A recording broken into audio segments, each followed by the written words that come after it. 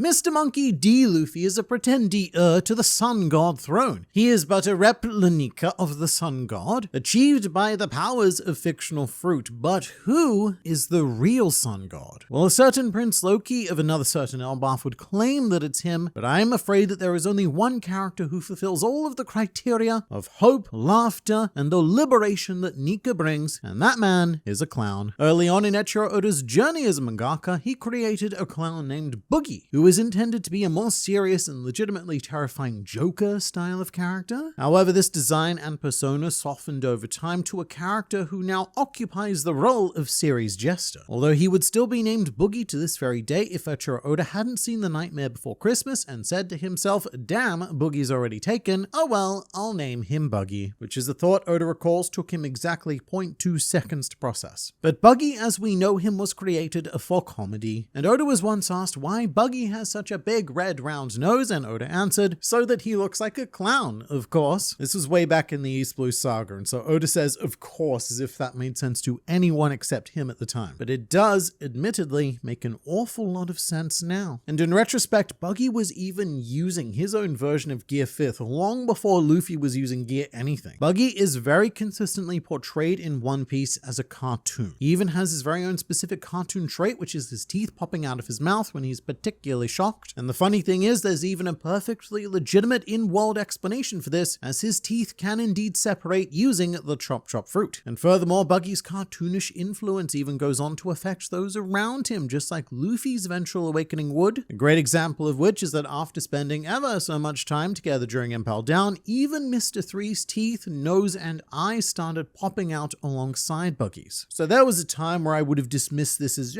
creative license. This isn't, literally happening. It's Oda using the manga medium to create a sense of heightened emotion. But after Gear 5th, mate, I don't know if I'm sure about any of that anymore. Because we now live in a world where comedy is tangible, and that makes Buggy, unironically, one of the most powerful characters as a literal clown commanding a literal circus. And so long as he's funny, no lasting harm will come to him. For example, we can plonk this jester smack bang in the middle of the Paramount War with all of the most powerful people. He can be attacked by all three admirals, and still be okay afterwards. Of course, Buggy can't beat any of the admirals in a straight fight like Luffy should be able to these days, but not even a Marine admiral can take Buggy down. They've tried. He can be sliced in half, he can turn himself into a car, he can get kicked in the nuts, he even has his own chibi form like Luffy's post-Gear 3rd exhaustion, and his entire life is a farce that provides on-demand comedy at every moment, such as when he ate his devil fruit. He deep-throated that bad boy, and his tragedy is our comedy. The way I describe it is, with Luffy, we're laughing with him. We feel joy when he feels joy. But with Buggy, we're laughing at him. We feel joy at his misfortune, which often turns out to be fortune in a very roundabout way. And Buggy also gets caught up easily in the flow of others to great comic effect. One of my favorite Buggy gags in the entire series actually is during Jaya, when he and his crew are looking for Captain John's treasure in a cave, which turns out to be a mine, and Buggy gets mistaken for a new employee and actually starts mining with them, saying, it feels good to work up a sweat. A cold brew after hard labor is really refreshing, before promptly snapping out of it and saying, what the crap am I doing? But I can tell that this was one of Oda's favorite jokes at the time as well, because on the cover of volume 25, Oda drew all of the characters set against the mine, and even added this head miner in the background, giving a thumbs up. Even though this dude only appeared in a total of 2 panels, he was still graced with the cover. And it's also worth mentioning that volume 25, intentionally or not, shows the future 4 emperors of One Piece: Luffy, Shanks, Blackbeard, and Buggy, and this cover would go on to be recreated for volume 105 after they officially became the 4 emperors. Buggy is Oda's favorite villain, and you can definitely tell because he puts that same kind of love and creativity into Buggy that he does with Luffy. In fact, Oda's favorite characters in general tend to be the ones that make him laugh the most, because that is the overall mission of One Piece, to spread joy and laughter. And even Buggy's devil fruit abilities allow him to fight with the same sort of freedom as Luffy, because it is practically impossible to damage Buggy. There is always an absurd, cartoonish, and comical way that he can maneuver in any combat scenario, and it's at the point where not even the world's greatest swordsman succeeded in harming Buggy during the Paramount War. And the only time that Buggy does get actually hurt is for our amusement. But also, this is an anime exclusive thing, but within the Toei anime, Buggy breaks the 4th wall wall a lot. He addresses the watchers and makes it seem like he knows that he's a character in a TV show, which is a wall that not even Luffy can shatter with Gear 5th yet, but overall Buggy overwhelmingly passes our first Sun God criteria of bringing joy, as this dude is beyond hilarious, and it always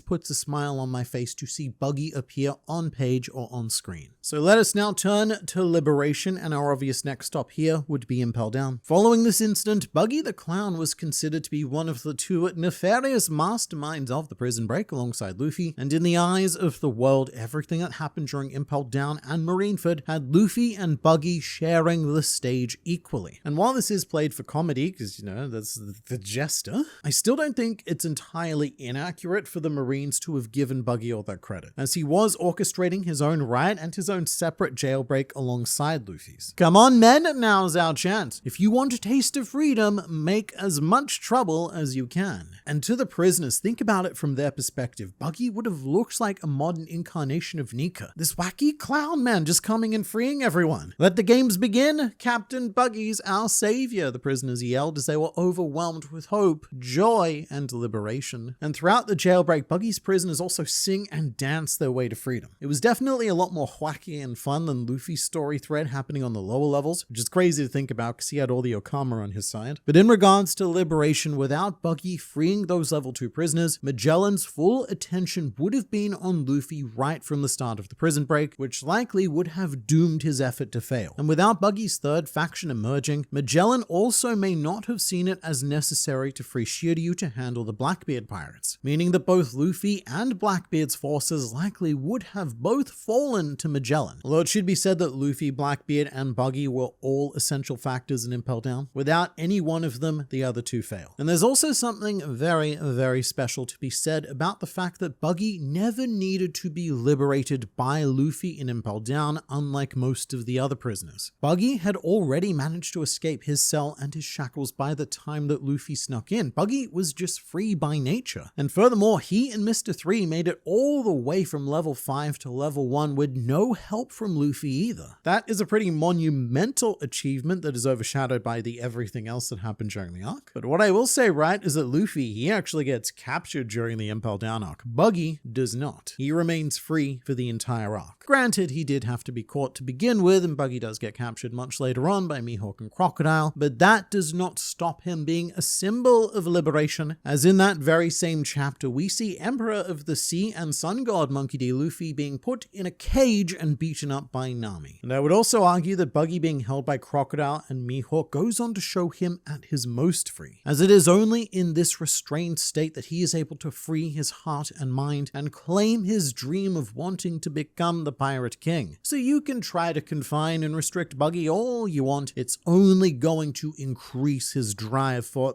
sweet freedom. And in a way that I don't think he'll ever come to recognize, that is, I guess coincidentally, why Mihawk has ended up joining Buggy's faction. Mihawk is a man who just wants to live without being bothered by Marines. He wants that calm freedom, and when his warlord status was revoked, apparently the greatest opportunity to pursue and regain this freedom just so happened to be with Buggy. And this might be looking into things a bit too deeply, but that's just kind of the point of talking about fictional pirates on the internet. There's even one section of Impel Down where Buggy and Mr. 3 leap into the air, with Buggy doing his own take on the Warrior of Liberation pose, which may or may not be a coincidence because Oda did have this idea in mind since Skypiea at the very least. It's not impossible. And there's also a lot of very fun irony in Buggy striking the most free pose in the world in his prison outfit. So look, as far as symbols of liberation go in this world, the mastermind of the Impel Down incident ranks pretty damn highly among them. But liberation and joy are incomplete without also being able to deliver hope. And on that note, Buggy is also one of the only other people in this world who has Luffy's special ability that was identified by Mihawk, which I love because there's a certain irony there as well of Mihawk failing to recognize that ability within Buggy, given that in the eyes of the world, Mihawk now serves under Buggy. But Buggy has that same charismatic superpower. He makes allies wherever he goes. He doesn't attract the same kind of people that Luffy does, although there is a healthy crossover, but everywhere he goes, Buggy magically and charismatically inspires people to follow him, or at the very least make friends with him. He easily made friends with Gaimon, he casually recruited Alvida, formed an instant alliance with Mr. 3, and Buggy even became drinking buddies with Ace, and if that's not good enough, he also ended up in a situation where Whitebeard, the strongest man in the world, proposed forming an alliance with him. Yes, there were other factors at play, but those other factors were all a result of Buggy being genuinely charismatic when he wants to be, and weirdly accidentally charismatic when he doesn't mean to be. He's a very non-consensual people magnet, and Jinbei has even stated that Buggy has a quote talent for leadership, which is big praise coming from him. Not to mention that his crew adore Buggy. They believe in Buggy every bit as much as the Straw Hats believe in Luffy, and this hope does even get to a deity level of worship at points, such as when it appeared that Buggy had gone and done a Moses and parted the gates of justice, which only made him a greater symbol of hope and liberation to the prisoners aboard the ship. He'd just broken them out, and now he was giving them even more freedom by parting the gates of justice. I mean, just what a guy, man. And we often look at Luffy as the luckiest and almost assisted by fate in this world, but I think there is an incredibly strong argument to be made that Buggy is actually the luckiest man alive, which also happens to be exactly how the Impel Down prisoners refer to him. And I would make that argument because Luffy works hard and often does the right thing to achieve his goals, whereas Buggy has opportunities repeatedly fall into his lap that allows him to keep up with Luffy even though he is infinitely weaker. And as far as the idea of this sun god goes, I'm not convinced that there's only one in this world, because time after time Oda shows many characters that possess the Nika iconography. The most recent of which are Loki and Colin on Elbaf, who in the same chapter were both deliberately drawn in Nika poses. So there are definitely other paths to inhabiting and expressing this power, and Buggy is well into this journey and has been ever since Orangetown, where these two cartoon gods and future cartoon emperors clashed for the very first time. Right, so here's something fun. Something that I noticed whilst going back on Buggy chapters for this video was actually in chapter 9 when Luffy is speaking to Nami about the origin of the Straw Hat. I can't even count how many times I've read these chapters, but on this occasion I noticed something that I'd never seen before. After Luffy tells Nami about his hat and about his dream, we have a reaction panel of Nami, and in the background there is a picture of a cartoon sun and moon. And slightly earlier in the conversation, there's also a different picture of a much more clear cartoon moon above the bookshelf, which is actually a bit of a manga continuity error by Oda, as a wide shot even earlier showed a completely different picture above that very same bookshelf. None of which is in the anime, by the way. In fact, in the anime, the house itself is completely different and they fill it with all sorts of generic pictures of the flowers and stuff. And this is also where that one screenshot came from of Luffy staring at Nami's butt. But knowing all of the things it is we know now, it's really fascinating that Oda was dropping this sun and moon imagery all the way back then. And I'm not going to go so far as to say that this was all some piece of grand foreskinning by Ichiro Oda, telling us right here and now that Luffy is the sun god and also something about a moon, but it does show that this sort of imagery was very prevalent in Oda's mind right from the beginning. And in this circumstance, Buggy does quite nicely fill the role of the moon, the opposite to Luffy's sun, because he has everything in common with Luffy, but operates in the exact opposite way. Even his Devil Fruit was set up to be the opposite of Luffy's, with Luffy's rubber being immune to blunt force attacks but susceptible to cutting, and Buggy's fruit being immune to cutting but very vulnerable to blunt force. And both of them elect to use fighting styles that the other one is weak against, with Buggy's knives versus Luffy's fists. And you know, I didn't see it this way until Buggy became an emperor, but this clash in Orangetown was essentially the beginning of every Pokemon game. Buggy was the first Devil Fruit user we met aside from Luffy, so it was like a young Luffy-ling beginning his journey by selecting his starter Devil Fruit, and then rival Buggy selects his to be a bit of a dick and counter it, and so the two of them battle for the first time, but also continue to encounter each other at various stages of the game until we reach the top of the Pokemon League, the final battle to decide the champion, or in this case, to decide the Pirate King. Because Buggy's growth has been directly correlated with Luffy's growth, and the way that Buggy describes Luffy is as follows. It's like what a witch says. Before you eat a child, you should should fatten him up first, meaning that the higher that Luffy's bounty and reputation rises, the more that Buggy will grow when he defeats him, which I want to make very clear. That outcome where Buggy somehow defeats Luffy is not off the table. In fact, Buggy is legitimately one of Luffy's most powerful rivals. To this day, Buggy is the only person to have damaged Luffy's hat, which is a symbolic blow to Luffy's promise to Shanks and his ultimate dream, but also Buggy almost flat out killed Luffy at Logtown. On paper, he is one of the most accomplished Luffy antagonists. Sure, Luffy can physically overwhelm Buggy and rather easily these days, but I don't think that Luffy can ever fully defeat Buggy, just like how no one can really defeat Luffy while he's in his Gear 5th form. And also, whenever Luffy and Buggy are together, they enhance each other's comedic qualities. Oda tends to turn them into a manzai routine, which is a classic style of Japanese two-person comedy, where one person takes on the role of the bokke, the idiot, and the other is the tsukomi, the straight man. And they have a progressively more hilarious and frustrating conversation for the straight man that usually ends up in physical violence. And in this case, Buggy gets more and more frustrated with Luffy, but they enhance each other through their arguments. There aren't that many people in this world that Luffy goes, I don't like that guy, but Buggy is one of them. However, by everyone who possesses what we would describe as true power, Buggy is constantly personally disregarded. He's been called weak, he's been called nothing, he's been called a nuisance, and all of those are adjectives used by characters who even bothered to remember that Buggy exists at all. And even now, as an Emperor of the Sea, the top players of this world still completely disregard him. And that is an extremely dangerous mindset, because it shows that they do not understand the true power of the Jester, which is to influence the hearts and minds of the people. And weirdly enough, of all of the people, it is the 5 Elder Stars who have most recognized Buggy's true abilities, when after the Paramount War, they invited him to become a warlord, with Saint Shepherd Jupiter saying, "The balance of power among the pirates will be shifting soon. We must pick the ones that have the greatest influence." And that turned out to be Buggy, and he was right. And having seen what Luffy can do at his most free, I would not underestimate Buggy's role in events to come, because I can just imagine a situation where we are deep